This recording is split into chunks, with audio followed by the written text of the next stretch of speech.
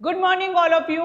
इस वीडियो में हम बात करेंगे बच्चों में रुचियों को विकसित करने के कुछ तरीकों के बारे में कि ऐसी कौन सी विधियां हैं, ऐसे कौन से तरीके हैं जिसके माध्यम से बच्चों में रुचि उत्पन्न कर सकते हैं।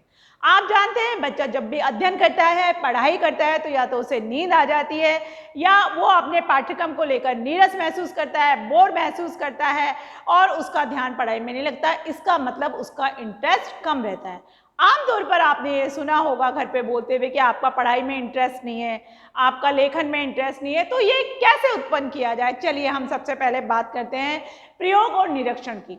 यदि सैद्धांतिक पाठ्यक्रम जो है अगर उबाऊ है, नीरस है, निराशाजनक है, काम में नहीं आने वाला है, तो बच्चे की अरुचि होना स्वाभाविक है। तो प्रयोगों के माध्यम से, निरीक्षण के माध्यम से पढ़ाई के प्रति हम क्या कर सकते हैं, बालक में रुचि उत्पन्न कर सकते हैं। तो यदि हम इस विधि का प्रयोग करें तो बालकों की रुचि उत्पन्न हो जाती है।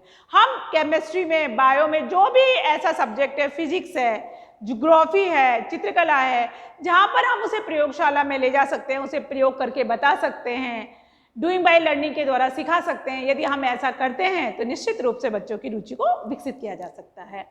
फिर देखेंगे, यहाँ पर हमने बात की थी निरीक्षण की। अवलोकन भी बहुत अच्छा तरीका है रुचियों को विकसित करने का।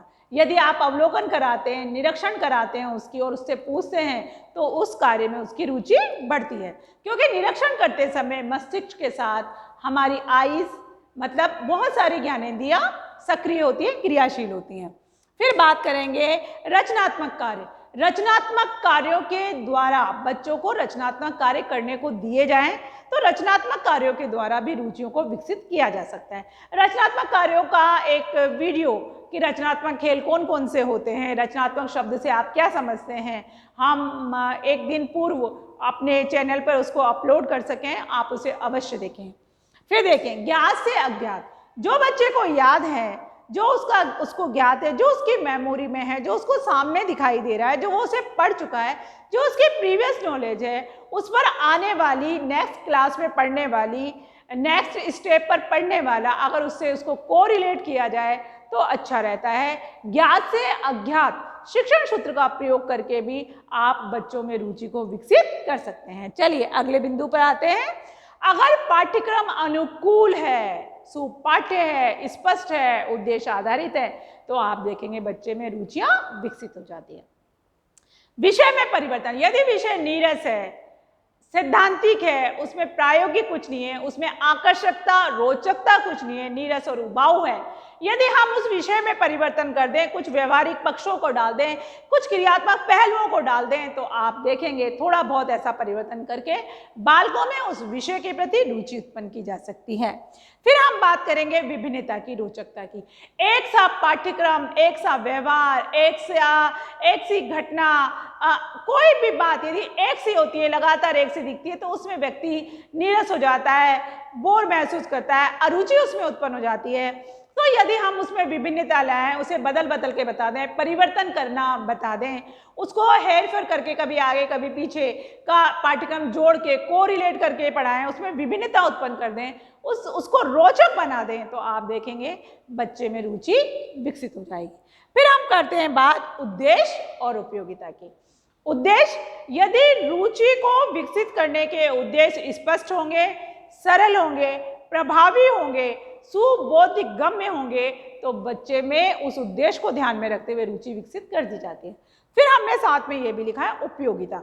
यदि मुझे मालूम हो जाए, किसी भी बालक को मालूम हो जाए कि ये विषय मेरे लिए उपयोगी है, इससे मेरा भविष्य संवर सकता है, ये मेरे दैनिक जीवन में काम आएगा, इससे मेरा व्यवहारिक पक्ष मजबूत होगा, मेरे को ज्ञानात्मक जानकारी मिलेगी, मेरा ज्ञानात्मक पक्ष मजबूत होगा, तो ये जो उद्देश्य और उपयोगिता है, इसको आधार मानकर भी हम रुचियों को विकसित कर सकते हैं। तो अभी हमने बात की बच्चों की रुचियों को विकसित करने की विधियों के बारे में।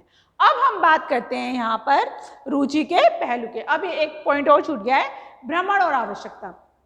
कहते हैं 100 बार बताने से अच्छा एक बार दिखाना होता है।